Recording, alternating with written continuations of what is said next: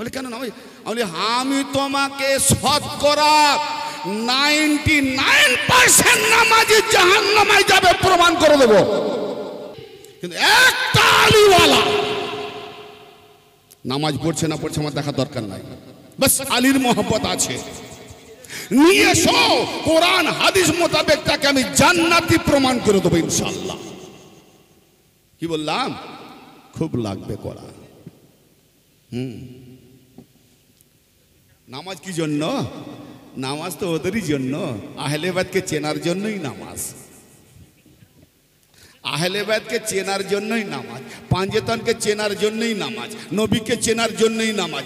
আল্লাহ দরকার পড়ে না ইবাদতের, আল্লাহ দরকার পড়ে না। আল্লাহর নামাজ না পড়লে আল্লাহ কি বেটে হয়ে যাবে নাকি? আর আল্লাহর নামাজ পড়লে কি আল্লাহ লম্বা হয়ে যাবে নাকি? আল্লাহর ইবাদত করলে কি আল্লাহ ধনী ব্যক্তি হয়ে যাবে নাকি? আর তার ইবাদত না করলে খুব গরিব হয়ে যাবে, খেতে পাবে না নাকি? না না না, আল্লাহর ইবাদত দরকার নাই। আল্লাহ যেমনই আছেন তেমনই আছেন, তেমন থাকবেন তেমন ছিলেন। অতএব শোনেন, সমস্ত কিছু ইবাদত কেবল নবীকে চেনার জন্য, জানার জন্য, আলীকে চেনার জন্য, জানার জন্য, হাসানকে চেনার জন্য, জানার জন্য, হোসেনকে চেনার জন্য, জানার জন্য, মা ফাতেমাকে চেনার জন্য, জানার জন্য, আহলে বাইত রাসূল পাঞ্জেতান আইম্মায়ে তাহরিন 14 মাসুম এবং সিলসিলা ধারাবাহিক খাজা গরিব নওয়াজ সুলতানুল হিন্দ এই সব ওলিদেরকে চেনার জন্য, জানার জন্য ইবাদতের দরকার হয়। এখন সূরা আল হুজরাত, সূরা আল হুজরাত কোরআন পাকে আসছে 14 নম্বর আয়াত। সূরা আল হুজরাতে আল্লাহ পাক কি বলছেন? সূরা আল হুজরাতে আল্লাহ পাক বলছেন, ক্বালাতিল আরাবু আমান্না, আরবি দেহাতিরা বলে থাকে যে আমরা ঈমানদার। আরবি দেহাতিরা, যারা গাঁয়ের মানুষ আরবের মধ্যে, তারা দাবি করে যে আমরা ঈমানদার। ক্বালাতিল আরাবু আমান্না, দেহাতিরা বলে থাকে, আরবিরা বলে থাকে যে আমরা ঈমানদার। কিন্তু আল্লাহ জবাব কি আসছে? কুল লাম তুমিনু ওয়ালাকিন কুলু আসলামনা, হে নবী আপনি বলে দিন, কুল লাম তুমিনু, আপনি বলুন যে না না তোমরা ঈমানদার নও। লাম তুমিনু, তোমরা ঈমান আনো নাই, তোমরা ঈমান আনো নাই।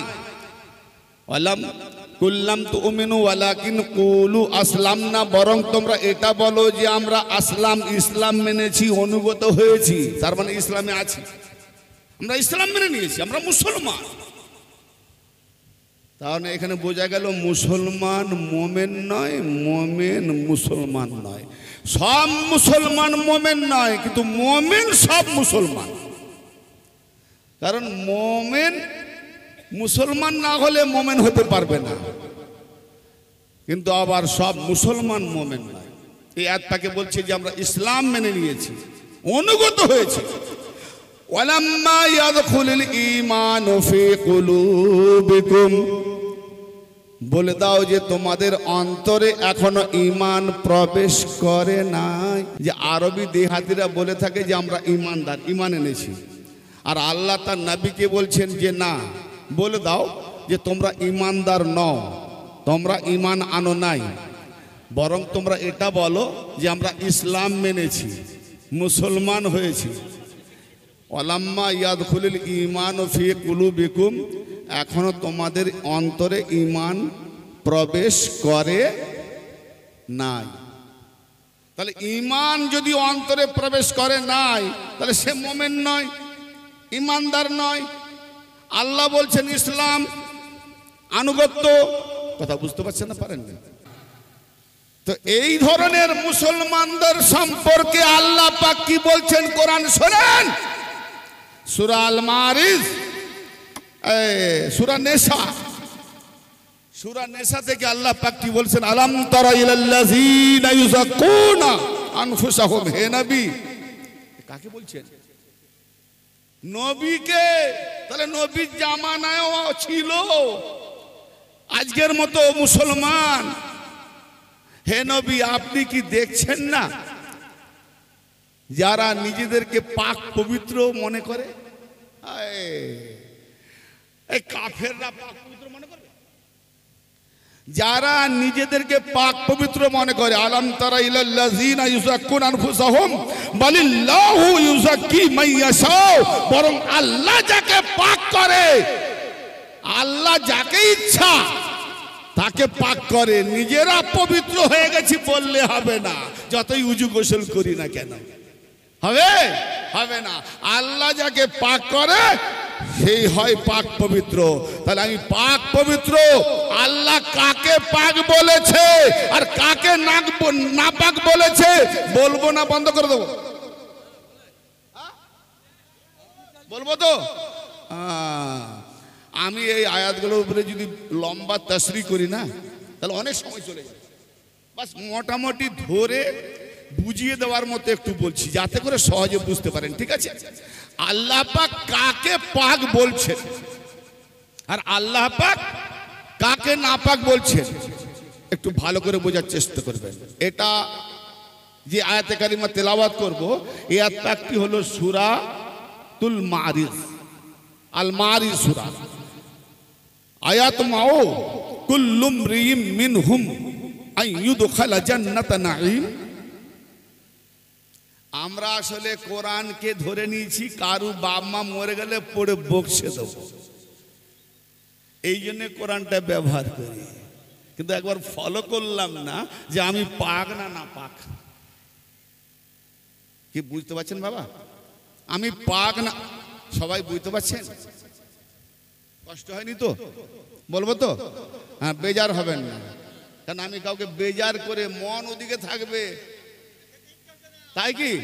আল্লাহ ইয়া রাব্বুল আলামিন তৌফিক ইনাত করো আমাদেরকে বোঝার। আয়াত মাউকুল লুমরিম মিনহুম আইয়ুদখালা জান্নাতা নাঈম। হ্যাঁ, তাদের মধ্যে হতে প্রত্যেকে কি আশা করে নিয়েছে যে আমাদেরকে প্রত্যেককে নিয়ামতপূর্ণ জান্নাতে প্রবেশ করানো হবে। আল্লাহ বলছে কথা, হয় জান্নাতে যাওয়ার লোভ ছিল না। জান্নাতে কারা কারা যাবে? কে না বলবে ভাই? সবাই বলবে আমি জান্নাতে যাবো। কেউ বলবে আছে? সবাই বলবে জান্নাতে যাবে। কেউ জাহান্নামে যেতে চাইবে? তা আল্লাহ বলছে তাদের মধ্যে হতে প্রত্যেকে কি আশা করে নিয়েছে যে তাকে নিয়ামতপূর্ণ জান্নাতে প্রবেশ করানো হবে? আবার আল্লাহ উত্তর দিচ্ছে কাল্লা, কখনোই না। বাবজি কত গুরুত্বপূর্ণ কথা বললাম, চলে গেল মাথার উপর দিয়ে। খুব গুরুত্বপূর্ণ কথা বললাম। এবার পাক না না পাক, প্রশ্ন আপনার কাছে। হ্যাঁ, এইবারে দেখবো পাক না না পাক। অনেক ফতোয়া ছুড়েছি। আল্লাহ কি বলছেন? আয়াত মাউ কুল্লুম রিম মিনহুম আইয়ুদখালা জান্নাতা নাঈম। তাদের মধ্যে হতে প্রত্যেকে কি আশা করে নিয়েছে যে তাকে আল্লাহর নিয়ামতপূর্ণ মানে ভরা নিয়ামতপূর্ণ জান্নাতে ঢোকানো হবে? আল্লাহ বলছে কাল্লা, কখনোই না। কেন? জান্নাত তাহলে মানুষের জন্য ঢোকাবে না তো?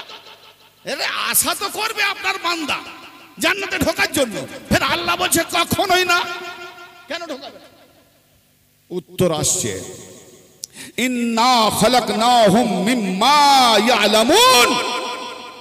নিঃসন্দেহে আমরা তাদেরকে সৃষ্টি করেছি কোন জিনিস থেকে তারা জানে, খুব ভালো করে জানে কোন জিনিস থেকে আমি আল্লাহ সৃষ্টি করেছি। কি থেকে সৃষ্টি করেছি আল্লাহ? কারণ আল্লাহ বলছে তারা জানে, তাহলে নিঃসন্দেহে আমরা জানি। আর যদি না জানি তাহলে আল্লাহর বলা ভুল হবে। আর যদি জানি তাহলে নিঃসন্দেহে আমাদের মনের খবর জেনে উনি বলছেন আমি তারা জানে, তাহলে আমরা জানি আমাদেরকে কোন জিনিস থেকে সৃষ্টি করা হয়েছে। বাবা মার জানেন না? হ্যাঁ, আচ্ছা বলে দিই, আমি নিজের তরফ থেকে বলবো নি, কোরআন থেকেই বলি। এই আয়াতটি আসছে সূরাতুল মুরসালা। আলাম নাখলুকুম, আমি কি তোমাদেরকে সৃষ্টি করি নাই? আলাম নাখলুকুম মিম্মা ইম্মাহিন, মিম্মা মাই পানি মাহিন তুচ্ছ গন্দগি না পা। আমি কি তোমাদেরকে জলিল তুচ্ছ নাপাক পানি থেকে সৃষ্টি করি নাই? কি এবার বুঝেছেন? তার মানে যারা যারা নাপাক পানি থেকে সৃষ্টি হয়েছে তারা জান্নাতে যেতে পারবে না। খোদার কসম, আমি বলিনি, কোরআন বলছে। বাঁচো, বাঁচাও। উপায় কি? আরে পাক যদি না হবে, নামাজ পাক না না পাক? এই জোরে বলেন না। শ্রোতা বক্তা জুনুন আসে, শ্রোতা যেন টাইফারুকি হয়ে যায়। নামাজ পাক না না পাক? মানে মাথা বোধহয় লোড পড়ে গেছে। কি কথা বলে যাচ্ছে? এতদিন শুনে আসছি নামাজ পড়লে জান্নাত, রোজা করলে জান্নাত, এটা করলে জান্নাত। আর ইনি কি বলছেন? নাপাক পানি থেকে যারা যারা পয়দা হয়েছে। কে এমন পীরের বেটা পীর আছে নাপাক পানি থেকে হয়নি? হ্যাঁ, ঠিক না বেটি? কে এমন পীরের বেটা পীর আছে? আমি সাধারণ লোকের কথা বলবো নি। কে এমন পীরের বেটা পীর আছে? শুধু আমার নবী পাকের ঘরানা আহলে বাইত এরা ব্যতীত। কেন? এনাদের মণিমূর্য নূর। জোরে বলেন। এনারা টাচ করলে, যেমন মা মরিয়ম বিনা স্বামীতে টাচ জিবরাইল করেছে, ঈসা নবী হয়েছে। হ্যাঁ, তাহলে একজন পাওয়া যায় না? তাহলে ঈসা নবীর বাপ নাই, নাপাক পানি থেকে হয়নি। কি কি বুঝতে পারছেন কথা? আর বাকি কি বলছে?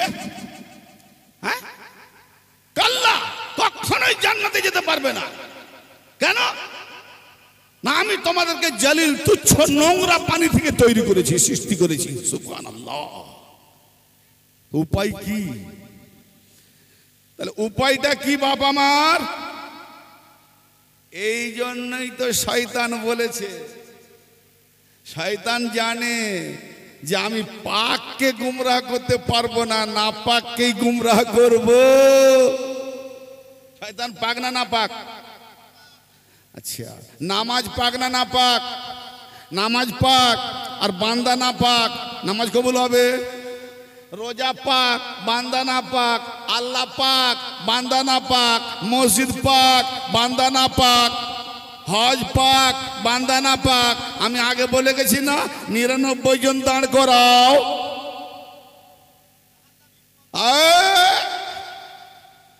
কোরআন না থাকলে, দলিল না থাকলে ইমতিয়াজ কথা বের করবে না। নতুন এলাকা চ্যালেঞ্জ ছুড়ে কথা বলেছি, জানি না এই ওলমাদের নগর আছে, খবরও নিয়ে নিয়েছি। কিন্তু আমি দলিল মারবো, পেরেক মারবো। কোথায় রাখো তোমার হাদিস? আমি মারবো কোরআনের পেরেক। কোরআনের উপরে কোনো হাদিস চলবে? আমি কোরআন দিয়ে যাচ্ছি, এখনো পর্যন্ত হাদিসে যায়নি। আগে বলেছি কি নেই কোরআনে? সব আছে। যার চোখ অন্ধ সে দেখবে কি করে? কারণ কানা দাজ্জাল, কানা মানে দেখতে পায় না, সে দাজ্জাল কোরআন পড়তে পারবে না, পড়লেও বুঝতে পারবে না। আর মহা আরবির মাহের হয়ে গেলেও বলতে পারবে না, কারণ আবু জাহেল সব থেকে আরবিতে পণ্ডিত ছিল। আবু জাহেল, আবু লাহাব, আবু সুফিয়ান, কি এরা ছিল না? উদবা, সাইবা, হ্যাঁ, কুরাইশ, সব আরবি মাহের। তো কাফের হলো কেন? বোঝে না? আরবিতে মাহের হলে, আরবিতে স্প্লিং করলে, আরবিতে কথা বললে এই নয় যে তুমি হেদারে বাবা তাহলে বড় মৌলানা। না রে, না না, আরবি একটা ভাষা।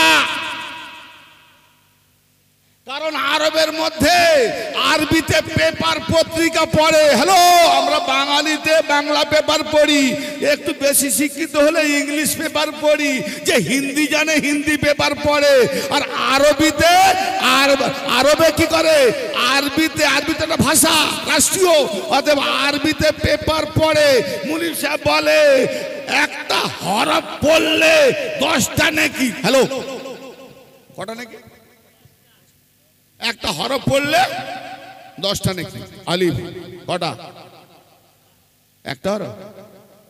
আলিফে 3টা হরফ আছে ভেতরে গেলে, হ্যাঁ আছে না? আলিফ দিয়ে আ, ফের লামে জের, ফের ফে, তবে হবে আলিফ। তবে না আ, লয় হস্যই ফ। আবার 3টাকে 1 করে দিলে 1। কে বুঝা যায়? যাকে আমি একটাই ধরি, আলিফ লাম লাম হে কটা হরফ? আলিফ লাম লাম হে, চারটে। তা আল্লাহ আল্লাহ আল্লাহ বললে কটা নাকি? 40 করে হচ্ছে, 4 10। আচ্ছা, ওই কোরআনে আছে ফে রে আইন ওয়াও নুন ফেরাউন, তাহলে ফেরাউন ফেরাউন ফেরাউন ফেরাউন ফেরাউন। আরে কোরআনের একটা হরফ পড়লে 10টা নাকি? তো কোরআনে ফেরাউন আছে না, আছে না নেই? Abul hub Abul hub Abul hub, কোন হরফ? এক হরফ পড়লে কি 10টা নাকি? আচ্ছা, ওটা যদি বাংলায় লিখে পড়ি, অ বললে কটা নাকি? বলে এটা তো দলিল নেই। এ বললে কটা নাকি? বলে এটা তো দলিল নেই। আরবিতে কোত্থেকে দলিল পেলে? আচ্ছা ঠিক আছে, তোমার দলিলেই যাই।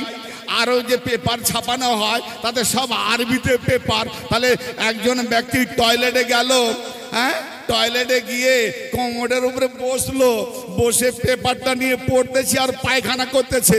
তাহলে বলুন কত নেকি হচ্ছে? হ্যালো, এই অনেকে পেপার পড়তে পড়তে পায়খানা করে না, হ্যাঁ, সময় নেই, ডিউটি যাবে, পায়খানা করতে করতে এদিকেও হবে এইদিকেও হবে। তাহলে বলুন এক অক্ষর পড়লে, আচ্ছা পায়খানা করতে করতে আরবি পড়া যায় না? আরবের যে আরবি ভাষা কি করবে? তাহলে তো ভাষা। এবার বুঝে গেল ভাষা। যেখানে আল্লাহর কালাম আসবে, সব বাংলায় হোক ইংরেজিতে হোক, তার নিজের ভাষাতে গাদা গাদা নেকি পাবে যদি সে বুঝতে পারে। নারে তাকবীর, আল্লাহু আকবার, নারে রিসালাত, ইয়া রাসূলুল্লাহ, নারে হায়দারি, ইয়া আলী মাওলা। এই আরবির বাহাদুরি ফকর দেখিও না। তা আরবি পড়নেওয়ালা কাফের জাহান্নামে যাবে কেন? বড় বড় ইংরেজরা কোরআন পড়ে, জাহান্নামে যাবে কেন? তাহলে এই যে এখানে বলা হলো যে শয়তান গুমরাহ করবে কাদেরকে? সবাইকে, বাদ দেবেন। অনেক বড় ঘটনা, মুক্তাসার বলে যায় শয়তানের কথাটা। শয়তান বলছে ক্বালা রাব্বি বিমা আগওয়াইতানি লা উযায়্যিনান্না লাহুম ফিল আরদি ওয়া লা উগওয়িয়ান্নাহুম আজমাইন। এটা আছে সূরা আল হিজর 39 থেকে 41 নম্বর আয়াত পাঠ করব। সূরা আল হিজর 15 নম্বর সূরা, আয়াত নম্বর 39 থেকে 41 নম্বর আয়াত। আমি আয়াতগুলো নাম্বারগুলো দেখে নেওয়ার জন্য, সূরাগুলো দেখে দেওয়ার জন্য দেখে নিচ্ছি, ঠিক আছে না? শয়তান কি বলছে? ক্বালা, শয়তান বলছে রাব্বি বিমা আগওয়াইতানি, তুমি যে কারণে আমাকে গুমরাহ করেছো। এই শয়তানকে কে গুমরাহ করেছে? গুমরাহ করার কাজ কার? আর শয়তান দোষ দিচ্ছে কাকে? আল্লাহকে। তুমি যার কারণে, যার দ্বারাতে, যে কারণে আমাকে গুমরাহ করেছো, তাহলে আল্লাহ গুমরাহ করেছে? যে গুমরাহ করে তাকে আমরা বলি শয়তান, আর শয়তান আল্লাহকে দোষ দিচ্ছে তুমি গুমরাহ করেছো। কি সাংঘাতিক ব্যাপার! গুমরাহ মানে কি? পথ ভুলিয়ে দেওয়া, পথ ভ্রষ্ট, আগোয়া, ব্ল্যাকমেল, হ্যাঁ, গুম, হারিয়ে যাওয়া। হ্যাঁ, তুমি যে কারণে, যার দ্বারাতে, যেভাবে আমাকে গুমরাহ করেছো, কি বলছে শয়তান? ক্বালা রাব্বি বিমা আগওয়াইতানি লা উযায়্যিনান্না লাহুম ফিল আরদি ওয়া লা উগওয়িয়ান্নাহুম আজমাইন। আমিও জমিনের মধ্যে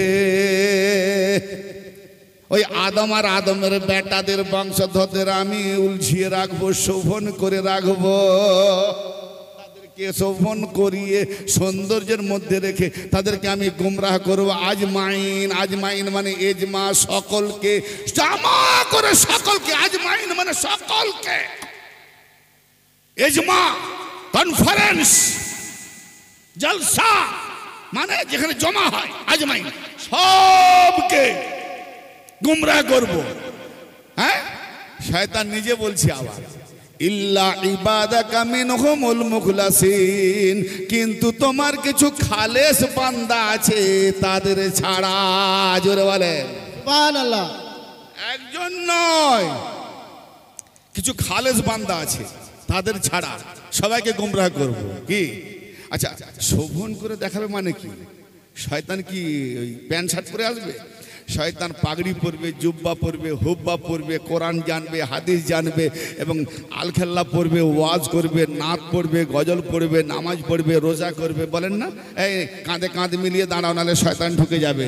তার মানে একটু ফাঁকা থাকলে শয়তান ঢুকে যায়। শয়তান কি নামাজ পড়তে আসে? আচ্ছা বাবা, আজকে না হয় কাঁধে কাঁধ মিলিয়ে দাঁড়াবে, শয়তান ঢুকে, না দাঁড়ালে শয়তান ঢুকে যাবে। করোনা কালে তো 2 ফুট ছাড়া দাঁড়িয়েছিল, শয়তান ঢোকেনি, ঢোকেনি, তখন নামাজ হয়েছে। আসলে মৌলভী সাহেব শয়তানটাই জানেনি কে শয়তান। ওই দুজনের মধ্যে যে কোনো একজন শয়তান হবে, ওই জন্য মিলে দাঁড়া, শয়তানটা দূর হোক। তার মানে আমি একে ঘৃণা করি, আমার গোলাম, আমার চাকর আমার পাশে দাঁড়া, এই অহংকার, এটার নামই শয়তান। এই হ্যালো, শয়তান আলাদা নয়, নিজের মধ্যে শয়তান, আত্মগরিমা, অহংকার, কাম, ক্রোধ, লোভ, মোহ, মদ, মৎসর, আশ্চর্যকে যদি তুমি পুড়িয়ে রাখো, এটার নামই হলো শয়তান। আলাদা শয়তান কোথায়? প্রত্যেক ব্যক্তির কাছে আল্লাহ পাক একটা করে শয়তান জিন দিয়েছে। মা আয়েশা রাদিয়াল্লাহু তাআলা বলেন, ইয়া রাসূলুল্লাহ, আপনাকে? বলে হ্যাঁ, আমাকেও দিয়েছে। হ্যাঁ, আপনাকে? বলে হ্যাঁ, তবে আমি আমার শয়তানকে গোলাম বানিয়ে নিয়েছি, মুসলমান বানিয়ে দিয়েছি। বলুন সুবহানাল্লাহ। সুবহানাল্লাহ। মুসলমান মানে আত্মসমর্পণ করা, নিজেকে সমর্পিত করে দেওয়া। জি, নাম মুসলমান নয়। হ্যাঁ, তো ব্রাদারে মিল্লাত সবাইকে। আবার শয়তান কি বলছে? যে তোমার কিছু খাস বান্দা, নির্বাচিত বান্দা, মনোনীত বান্দা, তুমি যাদেরকে বেছে নিয়েছো তাদের ছাড়া সবাইকে গুমরাহ করব। তাহলে এই বান্দাদের হয়ে আল্লাহ কি বলছে গর্ব করে? হ্যাঁ, আল্লাহ পাক এই বান্দাদের হয়ে বলছে, ক্বাল হাযা সিরাতুন আলাইয়া মুস্তাকিম। আল্লাহ পাক বলছেন যে আরে এটাই তো আমার দিকে আসার জন্য সিরাতে মুস্তাকিম। যাদেরকে শয়তান গুমরাহ করতে পারবে না, শয়তান তাদের কাছে যেতে পারবে না। শয়তান নিজে বলছে তোমার খালেস বান্দা যারা, তাদের ছাড়া সবাইকে গুমরাহ করব। তাহলে যাদের কাছে শয়তান যেতে পারবে না, তারা গুমরাহ হবে না, ওটাই হলো আল্লাহ পাকের সিরাতে মুস্তাকিম। পৃথিবীর জমিনে কোন মাওলানা, মুফতি, মুহাদ্দিসকে বলুন, হুজুর আপনার কাছে কি শয়তান আসতে পারে না পারেনি? তাহলে যার কাছে আসতে পারে সে হয় গুমরা, তাহলে কার কাছে আসতে পারে না? প্রশ্ন দাঁড়ায় না? তাহলে এই খালেস বান্দারা কারা? এটা থেকে যাক, আল্লাহ টাইম দিলে আবার পরে বলবো। না বলতে, তারা কারা? কারা কারা তাদেরকে জানতে চাই, একটু হাত ওঠাবেন। হ্যাঁ, সবাই নয়। আরে যাদের কাছে শয়তান যেতে পারে না তাদেরকে জানার চেষ্টা নেই? এমন কোন বান্দা, মৌলবী, মৌলানা আছে নাকি যে তার কাছে শয়তান যায়নি?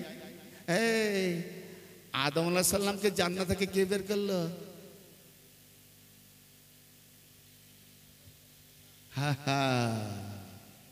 তাহলে আদম আলাইহিস সালামের কাছেও শয়তান যেতে পারে। তাহলে এমন কি খালেস বান্দা যারা পাক, আল্লাহ পাক, তারাও পাক, তা আল্লাহ পাককে পাকের সঙ্গে কানেকশন করে রেখেছে। কেন? শয়তান নাপাক, নাপাক যেতে পারবে না। পানিতে আগুন গেলে আগুন নিভে যাবে, ঠিক না বেঠিক? আগুনের উপরে পানি পড়লে আগুন নিভে যাবে। হ্যাঁ, আবার পানির উপরে আগুন পড়লেও পানি শুকিয়ে যাবে, কি হবে? আগুনই নিভবে। চাই উপর দিয়ে পানি ফেলো, চাই উপর দিয়ে আগুন ফেলো, নিভবে কে? ছুরিকে ফেললে তরমুজ কেটে যাবে, আর ছুরিকে দাঁড় করিয়ে তরমুজ যদি ফেলে দিই তাহলে ছুরি কেটে যাবে, তরমুজই কাটবে। আচ্ছা, তাহলে এদিক দিয়েও ফেলো, কাটবে, তো মনে পিছিয়ে বাঁচার উপায় নাই। হ্যাঁ, তাদেরকে চাই নিচে থেকে ধরো বা উপর থেকে ধরো, যেদিক দিয়ে ধরো তারা পাক। ধরে নিলে তুমিও পাক, সুবহানাল্লাহ, তুমিও পাক। 1 লোটা নোংরা পানিকে যদি সমুদ্রে ফেলে দাও, এমন নোংরা পানি মুখে কুলি করাও যাবে না, বলে ফেলে দে, তো যদি কেউ নদীর ধারে বেড়াতে যায়, সমুদ্রে ফেলে দেয়, এই নোংরা পানিটা ফেলে দিয়ে সমুদ্রটাকে নাপাক করে দিলি, তুই আর অন্য জায়গায় ফেলার জায়গা পেলি না। সমুদ্রে 1 লোটা নোংরা পানি ফেলে দিলি, গোবর ছিল, সমুদ্র নাপাক হয়ে গেছে। ভাই সমুদ্র নাপাক হবে? হবে? সমুদ্র নাপাক হবে না। সমুদ্র চিরদিন পাক ছিল, পাক থাকবে, পাক হবে, তবে তার মধ্যে যত গন্ধগি পড়বে চলে যাবে তলে। তো নাপাক হাস্তি যে আল্লাহ বানিয়েছে, তাদের মধ্যে যত নাপাক বান্দা যাবে, নাপাক বান্দাকে পাক করে তার নোংরা গুলোকে নিচে ফেলে দেবে, জাহান্নামে পুড়িয়ে দেবে। এটা হলো আল্লাহ পাকের খাস বান্দাদের কাজ। তো সেই বান্দারা কারা?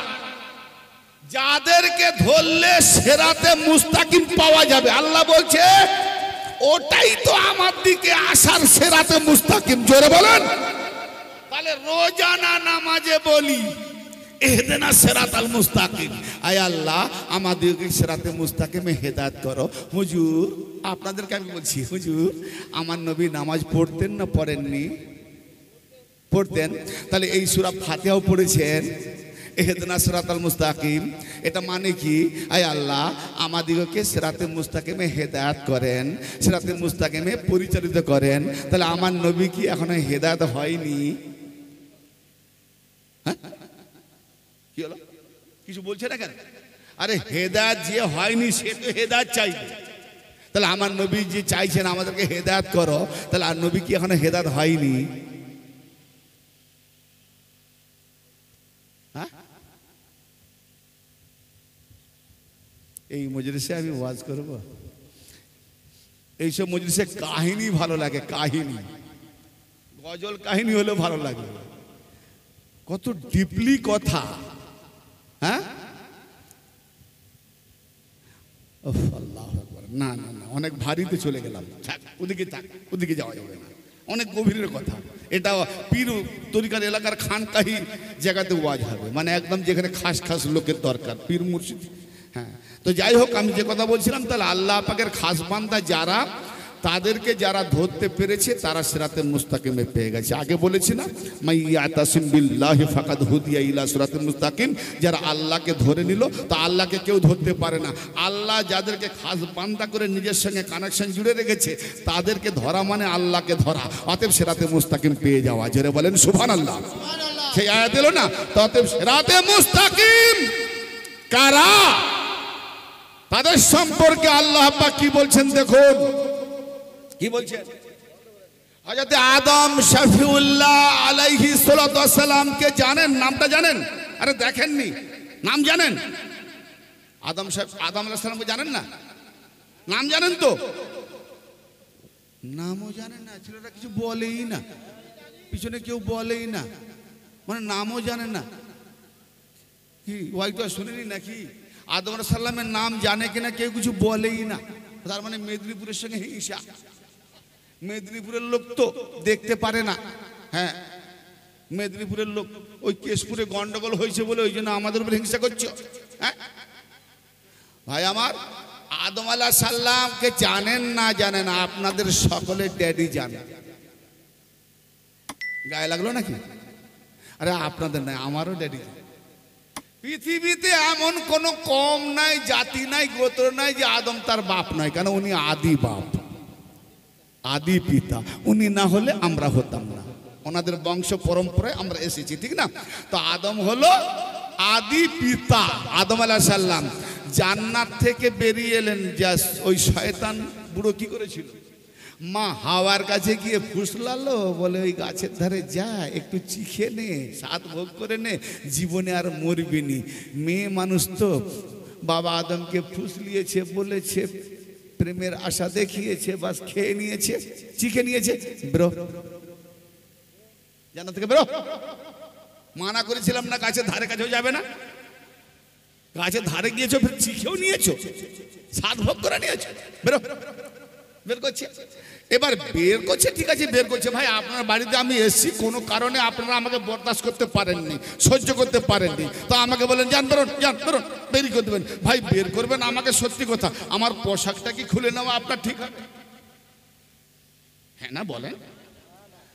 মাশাআল্লাহ, আল্লাহ পাক বলছে আদম আর হাওয়াকে, এই পোশাক খুলে যা।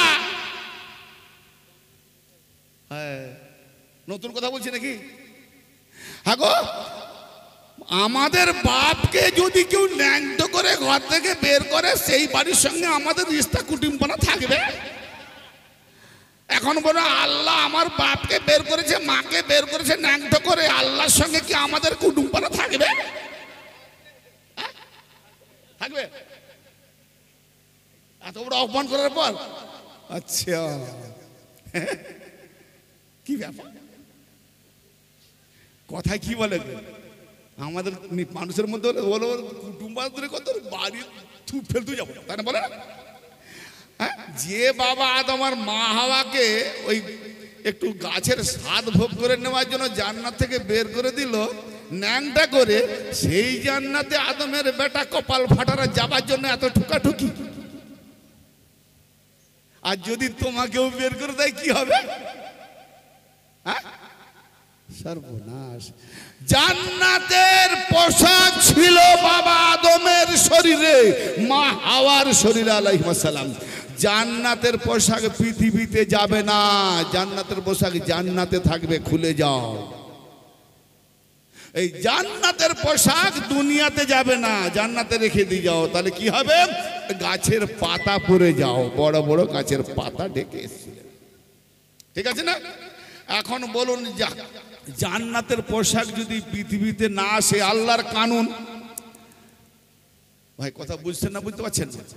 আল্লাহর কানুন, জান্নাতের পোশাক যদি পৃথিবীতে না আসে, তাহলে তারপরে যদি আমরা রাওয়ায়াত পাই, দলিল পাই যে হ্যাঁ জান্নাতের পোশাক কানুন নেই আল্লাহর যে পৃথিবীতে পাঠাবে, তারপরে তো জান্নাতের পোশাক পাঠিয়েছিল না? না পাঠায়নি? কার জন্য? সুবহানাল্লাহ। আল্লাহ একই রকম কানুন আমাদের আদি পিতা বাবা আদম মা হাওয়া, তার জন্য জান্নাতের পোশাক খুলে আসতে হলো। আর ইমাম হাসান হোসেনের জন্য, মা ফাতেমার জন্য জান্নাতের পোশাক পাঠালেন। তো জান্নাতের পোশাক যদি আসবে না, তো তারা তো দুনিয়াতে ছিল, তো জান্নাতের পোশাক এলো কি করে? বলো, আরে কামবাকা শোন, আমি জান্নাতের যাদেরকে মালিক বানিয়েছি তারা মালিক। হাসান হোসেন জান্নাতের মালিক। মা হুসেন, হাসান, ইয়া হাসান, হুসেন, ইয়া হুসেন, হাসান, ইয়া হাসান। জান্নাতের মালিকানা ফাতেমা, অতএব তাদের আন্ডারে তারা এখানেও পড়তে পারে, ওখানেও পড়তে পারে। সুবহানাল্লাহ। হ্যাঁ, তো আমরা নামাজ রোজা হজ যাকাত যাই কিছু করি, যদি জান্নাতের মালিককে ভুলে যাই, কত বড় নিমক হারাম নামাজি হবে ভাই। জান্নাতে যাবে, হাসান হোসেন কে সর্দার বলে মানতে হবে, তাদের নাম বললে নাকি আমরা শিয়া হয়ে যাই। হ্যাঁ, তার মানে কতটা সাদকা জাকাতের মাল ঢুকেছে, হারাম রক্ত। হ্যাঁ, সহ্য হয় না। হারাম রক্ত থাকলে হালালকে সহ্য হবে না, আর হালাল রক্ত হালালের সঙ্গে মিশে যাবে, ঠিক না বেটে? আসেন, কি বলছে আল্লাহ? নবী মুস্তাফা সাল্লাল্লাহু আলাইহি রওয়ায়াত মুসলিম শরীফে আছে, মুস্তাদরাক আল সাহিহাইনে আছে, তিরমিজি শরীফে আছে, ইবনে মাজাতে আছে, আবু দাউদে আছে, ইমাম নেসাই শরীফে আছে। মুহাদ্দিসগণের বহু হাদিস পাকে কোট করা হয়েছে, একবারে তুরুক লাইন পড়ে আছে। তুরুক মানে বোঝেন চ্যানেল। এই হাদিসের যে হাদিসটা বলতে যাচ্ছি, কোরআন আর হাদিস মিলিত। ঠিক নবী মুস্তাফা সাল্লাল্লাহু তাআলা আলাইহি ওয়া সাল্লাম কালো একটি রুমি চাদর মোবারক ওজুদে গায়ে দিয়ে উম্মে সালমা রাদিয়াল্লাহু তাআলার বাড়িতে গেলেন। কিছুক্ষণ পরে ইমাম হাসান হোসেন ও মা ফাতেমা আলাইহিস সালাম গেলেন। তো ইমাম হাসান হোসেনকে চাদরের মধ্যে প্রবেশ করিয়ে নিলেন নবী পাক, মা ফাতেমাকেও প্রবেশ করিয়ে নিলেন। পিছনে আলী দাঁড়িয়ে আছেন, আলী আলাইহিস সালামকেও ঢুকিয়ে নিলেন, তারপর নিজেও ঢুকে গেলেন। চাদরের মধ্যে কজন? গায়েবে কজন? গায়েবে কজন? আল্লাহ গায়েবে না জাহেরে? আল্লাহ গায়েবে। তাহলে গায়েবে একজন, জাহেরে 5 জন। জি, নাজিল হচ্ছে কি? কোরআন পাক নাজিল হচ্ছে, ইন্নামা ইউরিদুল্লাহু লিইউযহিবা আনকুমুর রিজসা আহলাল বাইত ওয়া ইতাহহিরাকুম তাতহীরা। আল্লাহ পাক বলছেন ইন্নামা কলমায়ে হাসর, ইয়ানে বাউন্ডারির ভেতরে খেলার মাঠে যতক্ষণ খেলা চলবে, আমার বটা আমার ছেলে যতই লাফালাফি করে 6টা 7টা 8টা করে গোল দিক না কেন, আমি তার বাপ উল্লাসে হয়ে মাঠে নেমে বেটার গালে চুমু খাবো, নামতে দেবে? বলে তোমার বেটা তোমার ঘরে, এ খেলার মাঠে তোমার জায়গা নাই, তুমি তোমার আউট, খেলার মাঠ থেকে আউট। এটা বাউন্ডারি, এখানে শুধু খেলোয়াড় থাকবে, প্লেয়ার থাকবে, রেফারি থাকবে, ঠিক আছে না? আর কেউ থাকবে না। এমনকি বড় বড় প্রফেসররাও যদি খেলা দেখতে আসে, খেলা চলাকালীন ঢুকতে পারবে না, বিধান নাই। খেলা শেষ তখন আর বাউন্ডারি নাই। তো আল্লাহ বাউন্ডারি করে দিয়েছেন কি? ইন্নামা, বাউন্ডারি কেবল মাত্র, বাস, ইহা ব্যতীত অন্য কিছু নাই। ইন্নামা মানে এটাই। তার মানে এই চাদরের ভেতরে কে আছে? নবী, ফাতেমা, আলী, হাসান হোসেন আলাইহিমুস সালাতু ওয়াস সালাম এনারা আছেন। আল্লাহ কি বলছেন? কেবল মাত্র আল্লাহ ইরাদা করছেন কি? আহলাল বাইত, তোমাদের থেকে নাপাক গান্দাগিকে দূরে রাখার জন্য এবং তোমাদেরকে পাক পবিত্র রাখার জন্য, পরিপূর্ণ পাক রাখার জন্য। জোরে বলেন সুবহানাল্লাহ। এরাদা কবে? আল্লাহ কবে থেকে? আল্লাহ কবে থেকে? বুঝে না? আদম আলাইহিস সালাম কাঁদছেন, এ আল্লাহ, জানা থেকে বেরিয়ে এসছে না, 300 বছর কেঁদে কেঁদে জিবরাইল সালাম এসেছেন। আমি মুখটা সেটা বলে দিই, বুঝে নেবেন ছোট্ট করে। জিবরাইল বলছে, ও আদম, সারা জীবন কেঁদে কেঁদে মারা গেল, কি দোয়া করছিল? আজকে নাকি জুম্মার নামাজ পড়ে দোয়া করে নাকি আঁসু দুফাটা ঝরলে নাকি দোয়া কবুল হয়। তোমার বাপ যে 300 বছর কেঁদেছিল। আবার কোরআন পাকে কোট আছে, রব্বানা যালামনা আনফুসানা ওয়া ইল্লাম তাগফির লানা ওয়া তারহামনা লানাকুনান্না মিনাল খাসিরিন। হে আমাদের পালনকর্তা, আমরা নফসের উপরে জুলুম করেছি, জালামনা, আমরা জুলুম করেছি, আনফুসানা, আমাদের নফসের উপরে, জি আমাদের নফসের জুলুম করেছি।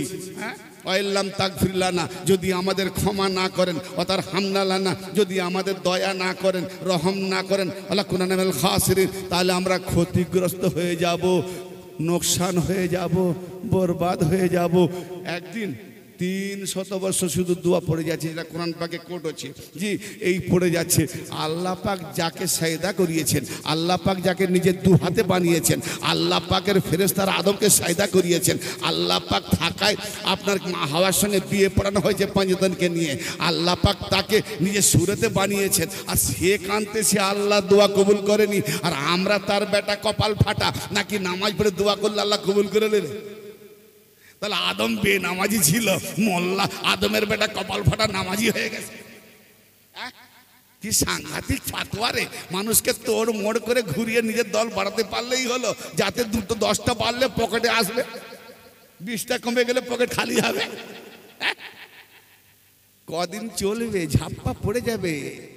হ্যাঁ, মানুষ বুঝতে শিখেছে, অ্যাডভান্স হচ্ছে, মানুষ অনেক অ্যাডভান্স হচ্ছে, মানুষ বোঝার চেষ্টা করেছে কোনটা হক, কোনটা না হক, কোনটা ঠিক, কোনটা বেঠিক, মানুষ বোঝার চেষ্টা করছে। একবারে গোনামি পানা আগের মতো মানুষ নাই।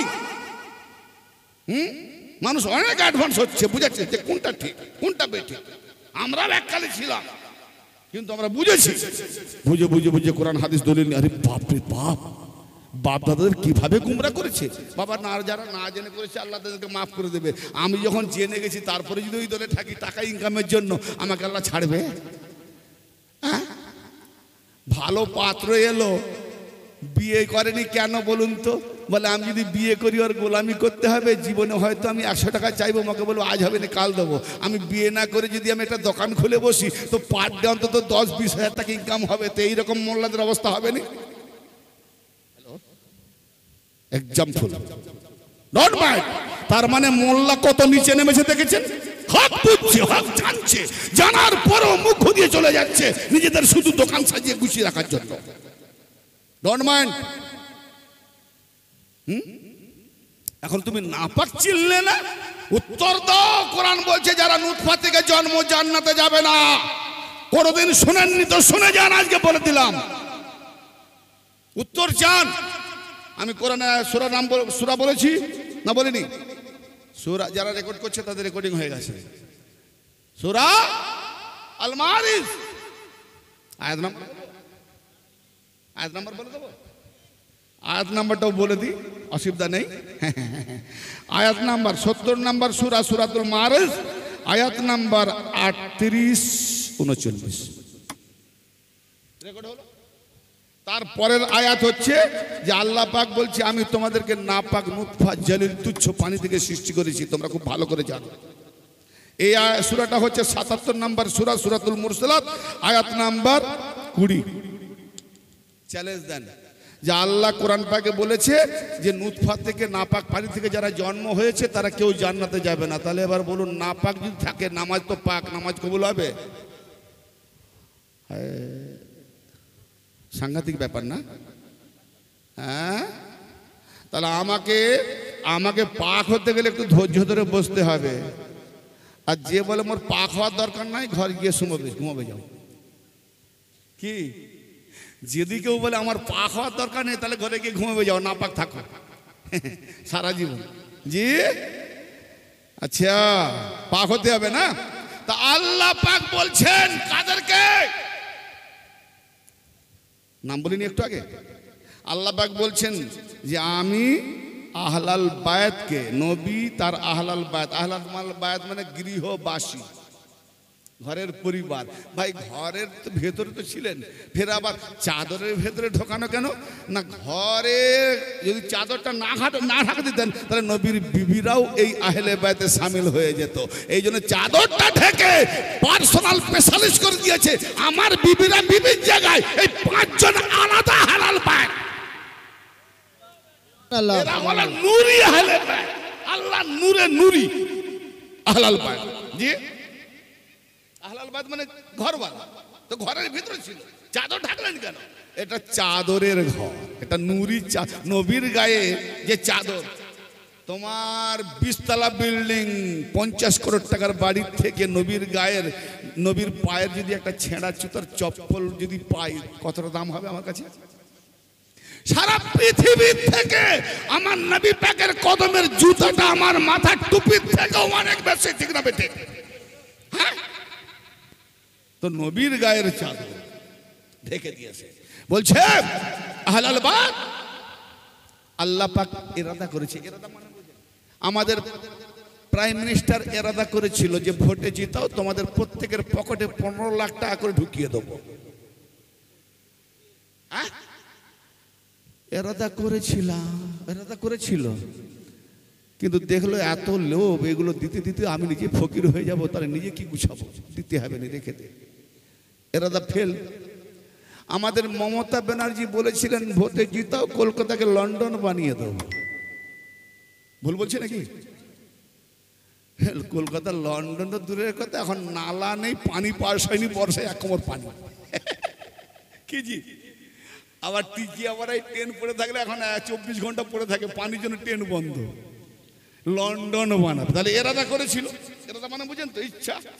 হ্যাঁ, আরে কথা তো এরাদা করলে কথা দেবো, কথাটা পরে, আগে এরাদা করেছি মনে, এরাদা ইচ্ছা করেছি।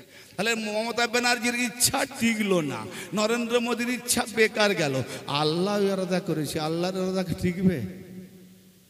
হ্যাঁ, ইমান আছে না নেই? ও আল্লাহ কি নরেন্দ্র মোদীর মতো নাকি? আস্তাগফিরুল্লাহ। আল্লাহ কি মমতার মতো নাকি? হ্যাঁ, আল্লাহর কোনো লোভ আছে না সংসার আছে? তা আল্লাহর ইরাদা 100% সত্য না মিথ্যা? তাহলে আল্লাহ ইরাদা করেছেন যে তোমাদের থেকে নাপাককে দূরে রাখার জন্য। আল্লাহ কবে থেকে? আরে আদম সাফিউল্লাহ 5 জনের ওসিলা নিয়ে যেই দুয়া চাইলো রব্বানা জালামনার পড়তে হলো না, 5 জনের ওসিলায় দুয়া কবুল হয়ে গেল।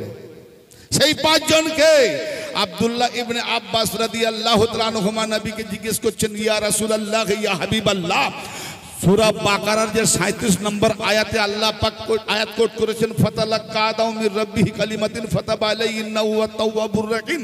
এই আয়াত পাকে আল্লাহ পাক কতগুলি কলেমা আদমকে শিখিয়ে দেওয়া হয়েছিল, সেই কলেমাগুলির বদলতে আল্লাহ পাক তার তওবা কবুল করে নিয়েছে। আল্লাহ তওবা কবুলকারী, বড় ক্ষমাকারী, রহমকারী। তো এই কলেমাগুলি কি কি ছিল? তো আব্দুল্লাহ ইবনে আব্বাস রাদিয়াল্লাহু তাআলা আমার প্রশ্নের উত্তরে মহানবী বললেন, সেই কলেমাগুলি ছিলাম আমি, মোহাম্মদ, আলী, ফাতেমা, হাসান, হোসেন। জোরে বলেন সুবহানাল্লাহ। তার তোমার আমার বাপ আদমের যদি মোহাম্মদের, আলীর, ফাতেমার, হাসানের, হোসেনের ওয়াস্তে বাবা আদমের দোয়া কবুল হয়, তো তার বেটা কপাল ফাটা 5 জনকে যদি ছেড়ে দেয়, পাঞ্জেতন ছেড়ে দেয়, তো এই কি কপাল গোটা থাকবে না ফাটা হবে? সেই 5 জন তাহলে আল্লাহ পাক কখন থেকে এরাদা করেছে? যখন থেকে আল্লাহ পাঞ্জেতনকে বানিয়েছে নূরে মুহাম্মাদিতে, তখন থেকে আল্লাহ পাকের এরাদা। আবার জান্নাতে থাকবো আমরা, সেখান পর্যন্ত আল্লাহ পাকের এরাদা। এদেরকে আল্লাহ সর্বদাই পাক রেখেছেন। জোরে বলেন সুবহানাল্লাহ, সুবহানাল্লাহ। তাহলে আমরা না পাক আর পাক পাঞ্জেতন পাক। কি কোরআন পাকে আছে জান্নাত মরার পরে না আগে গো? মরার পরে। মরার পরে। কিন্তু কোরআন বলছে জান্নাত মরার আগে। সবগুলোই তো নতুন বলতেছি না, আমার দাওয়াতের দরকার নাই, নতুন কিছু বলে যাই মাথা ফেটে যাবে। হ্যাঁ, মরার আগে আমি বলি, মোল্লা বলে মরার পরে। আচ্ছা, আমি কোরআন মোতাবেক বলবো? হ্যাঁ, না আমি মোল্লাদের ভাষায় বলবো, কোরআন মোতাবেক বলবো। সূরা আল ফাজরের শেষের দিকের আয়াত 27, 28, 29, 30। জি, সূরা আল ফাজর। ইয়া আইয়াতুহান নাফসুল মুতমাইন্না তুরজি ইলা রাব্বিকা রাদিয়াতাম মারদিয়া ফাদখুলি ফি ইবাদি ওয়াদখুলি জান্নাতি। এই আয়াতকে পড়ে রিসার্চ করে একজন কবি ফজলুল করিম তিনি তার কবিতা লিখেছিলেন, আজকে বোধহয় তুলে দিয়েছে। কোথায় স্বর্গ কোথায় নরক কে বলে তা বহুদূর, মানুষের মাঝেই স্বর্গ নরক, মানুষেরই সুরাসর। পুরনো যুগের মানুষরা জানবে, এখন পড়ায়নি, ভুলে গেছে। এটা কি কোথায় স্বর্গ মানে কোথায় জান্নাত, কোথায় নরক, কোথায় না জাহান্নাম, কোথাও নেই এখানে। কেন বললো, কোত্থেকে বললো? এ তো কোনো হিন্দু ভাই বলেনি, মুসলমান, ফজলুল করিমের কবিতা। তাহলে ফজলুল করিম কোরআনের রিসার্চ করতেন, আজকে মুল্লি সাহেবরা কোরআনের রিসার্চ করেনি। এরা জানে খতম করলেই বাস। জি হ্যাঁ, ইয়া আইয়াতুহান নাফসুল মুতমাইন্না তুরজি ইলা রাব্বিকা রাদিয়াতাম মারদিয়া। হে নফসে মুতমাইন্না, হে শান্তিপ্রাপ্ত নফস। মুতমাইন্না মানে শান্তিপ্রাপ্ত নফস। মুরিদ হওয়ার পর পীরের কাছে তার জলওয়া দেখে নফস শান্তি পেয়ে যায় যে আমি রাস্তা পেয়ে গেছি। যখন কোনো মানুষ সফল হয় তখন শান্তি পায় না? হ্যাঁ, তো মুরিদ হওয়ার পর সে সফল হয়ে গেছে, তাই শান্তিপ্রাপ্ত নফস। হে শান্তিপ্রাপ্ত নফস, ইয়া আইয়াতুহান নফস নফসুল মুতমাইন্না, হে শান্তিপ্রাপ্ত নফস, হে শান্তিপ্রাপ্ত প্রাণ, হে শান্তিপ্রাপ্ত জান, ইরজিলা রাব্বিকি, তুমি খুশিতে খুশিতে রাজিতে রাজিতে এসো তোমার প্রভুর দিকে, তার রাজিতে। ইয়ানে মুর্শিদ যেমন রাজি, আমি মুরিদ তার রাজিতে রাজি হয়ে সেই দিকে যাব। তাহলে মুর্শিদের দিকে যাওয়া মানে আমি যাচ্ছি কোথায়? আল্লাহর দিকে। ইরজিলা রাব্বিকি, ইয়ানে তোমার রবের দিকে এসো, রবের দিকে এসো। আর রব কি বলছে? ওয়াবতাগু ইলাইহিল ওয়াসিলা, আমার নৈকট্য লাভের জন্য ওসিলা খোঁজো। অতএব ওসিলা হলো আল্লাহর ওলিরা, সেখানে যাওয়া মানে আল্লাহ দিকে যাওয়া। নারে হায়দারি, নারে হায়দারি, নারে তাকবীর, নারে সালাত। তারপরে বলছে ফাদখুলি, যখনই তুমি মুর্শিদের মধ্যে এসে গেলে না, ফাদখুলি, সুতরাং প্রবেশ করো, দাখিল হয়ে যাও। ফাদখুলি ফি ইবাদি, আমার বান্দাদের মধ্যে। তাহলে মুরিদও বান্দা, পীরও বান্দা, কিন্তু পীর বান্দা হলো আল্লাহর শেফাতে আছে, মুরিদ কাট আছে, অতএব পীরের সঙ্গে জুড়ে দাও। তাহলে আমার বান্দার মধ্যে, আমার ওলি বান্দার মধ্যে, আমার নবী বান্দার মধ্যে তোমার নফস প্রাণ জানকে ঢুকিয়ে দাও। জোরে বলেন সুবহানাল্লাহ। নিজের রেখো না, নিজের রেখো না। তাহলে কি হবে? তাহলে কি হবে? ঢুকিয়ে দিলে নিজে সব কিছু তার উপরে সমর্পণ করে দেবো। ফাদখুলি ফি ইবাদি, আমার বান্দাদের মধ্যে তুমি নিজেকে ঢুকিয়ে দাও। ওয়াদখুলি জান্নাতি এবং জান্নাতে ঢুকে যাও। জান্নাতের গ্যারান্টি এখানে কোন ওয়ালি ধরে দিয়েছে তো তার পায়ের তলায় জান্নাত আছে। সুবহানাল্লাহ সুবহানাল্লাহ। কি দলিল নেবে কোরআন থেকে? হ্যাঁ, আর বলবো না, অনেক দূর পর্যন্ত বলে দিয়েছি।